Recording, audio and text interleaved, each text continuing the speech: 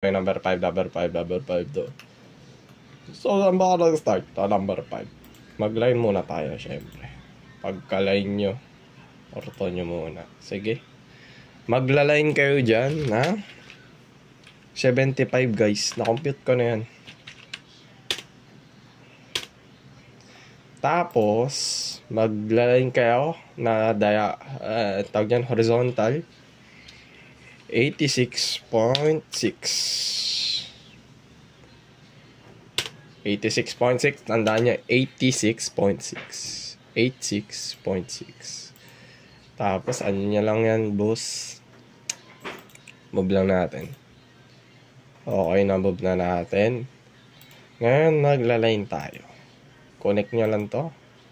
Connect nyo lang to. Okay. May box ka na. So, hindi yan yung kailangan natin. Okay na to. Goods na to. Tapos, mag-line na lang kayo dito. Tapos, dito. Ipintot nyo ng midpoint. Line din kayo dito sa part na to.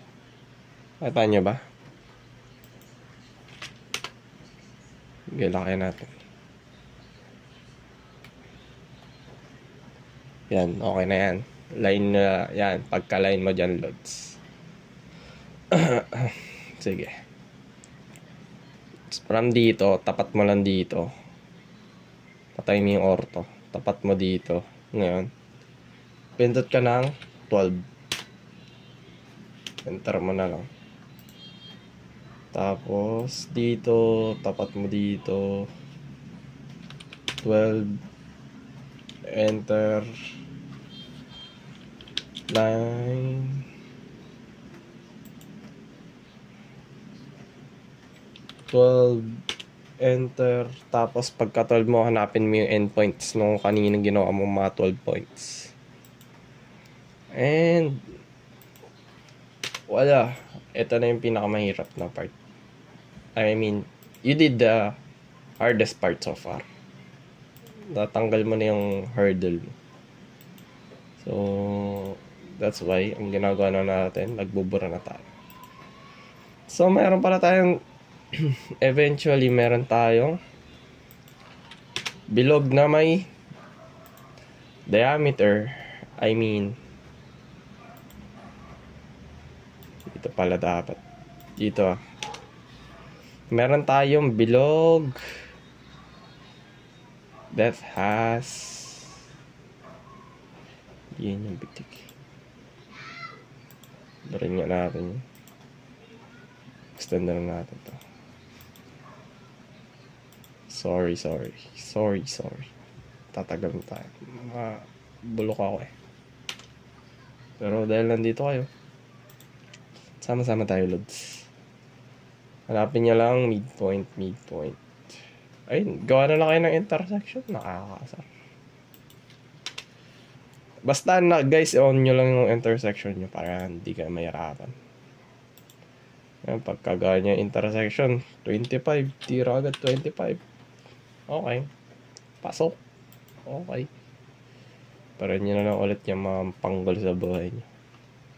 So, nagawa nyo na yung gitna. Ang gagawin nyo na lang is yung circle sa labas. So, ito, radius nyo na lang dito. 25 dapat ang radius nito. Pero, ay hindi. Ang diameter nito 25. Ay, 50. So, 25 ang radius. Gamitan nyo ng 25 na radius to. Bawat endpoints. Radius 25 radius. Tandaan nyo yan guys. 25 radius. Tapos, meron tayo pang isang bilog pa sa gitna. Which has the radius of 19. 19. Ganun din gawin nyo sa tatlong 19. Ay, sorry. Lapit natin para makita nyo. 19 19. Okay. Tapos ang gawin natin ngayon, yung malaking bilog. Ang malaking bilog natin dito siya mag-start. So, pinakamalaki. So, ang radius naman ito, 50. Ganun lang rin ulit. 350 lang rin ulit. Doon lang rin. Sa midpoint ng bawat sides. 50 yan. Radius niya. Pinakamalaking bilog natin. Gawin lang natin siya sa lahat. Wait lang. Ay!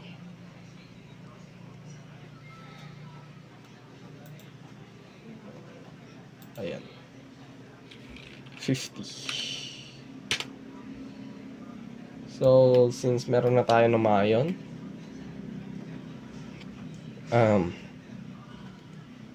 sige. Gawin na naman natin yung mga bilog na malilit sa gitna. Meron tong radius na 44.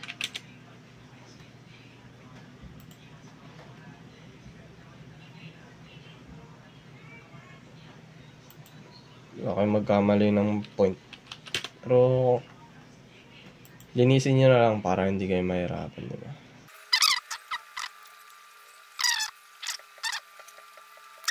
Mas mukha ng katrabaho. Hindi ka na sobrang papakalinisin. For educational purposes lang naman.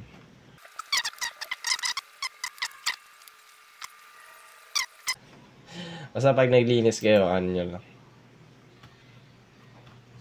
Yan, so, nakuha na natin yung form. Baling overall yan na yun, di ba? Lang, meron ako dito ng copy. Meron ako, yan. So, papakita ko na lang sa inyo yung mga size ng ano ko. Modifications ko. So, doon tayo muna sa arrow. Yung height ng arrow ko, arrowhead, 2 yung height niya. Tapos yung height ng text ko, 3. Same lang rin yun sa mga leader lines. So, sa mga nagtatanong kung paano daw gawin yung ano. Paano gawin yung sa diameter. Nagtatanong naman kayo. Ayan, pagkapindot nyo kasi, may lalabas na symbols. Piliin nyo lang dito o may diameter. Meron nga degree or marami pang iba. Yun lang yun. Hanapin nyo yung symbols guys pagkapindot nyo ng leader. Babush!